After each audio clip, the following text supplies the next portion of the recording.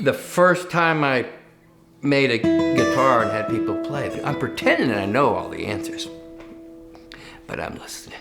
That's where you learn everything. If you don't listen, you're gonna learn nothing. I've been on the hunt for an acoustic guitar, a new acoustic guitar, that has a lot of the qualities that I cherish so much about 1930s guitars. There's a directness, there's an honesty to those guitars that really reward when I play my strongest, and when I don't, they have a way of kind of saying, that's all you got. After 40 years of making guitars and playing more guitar, I started to gravitate to more of these older or vintage guitars and tried to really see what was making that guitar work. We were going to build a guitar for Julian, knowing that he liked vintage guitars and liked certain things. And those certain things were kind of lining up with what Bill was kind of working on in his head with the T project. The concept of the T series is to bring a great feel back in a guitar.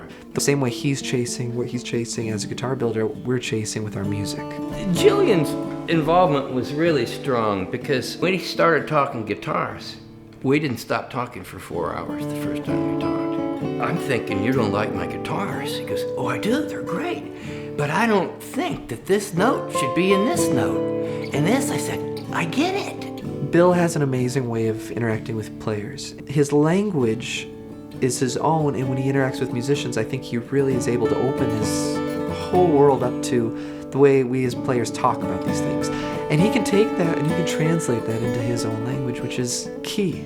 Some guitars are known for their piano-like characteristics. That to me would mean there's a lot of high overtones bouncing around. So you're not just getting your fundamental, you're getting a lot of little noise from all these strings. If a guitar has a piano-like characteristic, it could be very nice. Really, really nice. And it's a great compliment, but not all people want a piano-like sounding guitar. They want a guitar sounding guitar. The newer way of guitar building for me kind of has gone in a direction in certain ways where no matter what you play, everything sounds good. Old guitars have a way of being brutally honest. Making a new model is exciting to me, and it's been a challenge. We are not looking at how to make a guitar better. The art of guitar building has been refined for so many years by so many people in so many ways. Really, the more solid we can make that mid-range, and the less overtone in it, the more fundamental popping out, the more exciting that can be to play, because that's the truth coming out of that guitar. We're talking about how to make a guitar responsive and true in a very specific way. It's just a very subtle difference, but you change a bunch of things at the same time, just a little bit, and you get something different. If somebody walked in and didn't really know guitars, they wouldn't know what we're talking about. Wouldn't have a clue.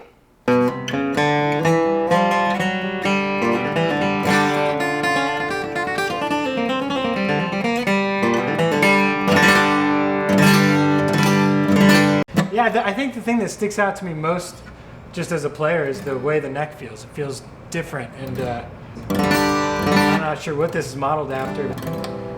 I really love this guitar. I think from the outside, it might seem like our quest is to find a perfect guitar.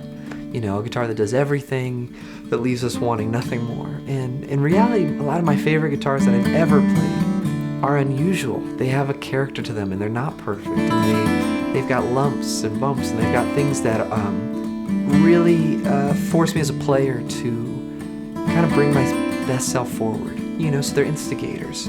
Every minor little aspect, every little fine point of the traditional series has been thought out, talked about, tried, prototyped.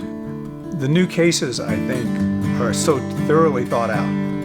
Bill borrowed cases from everybody he could find and ate them, spit out the bones, and the case really completes the guitar. And they were both coming almost to be in production at about the same time.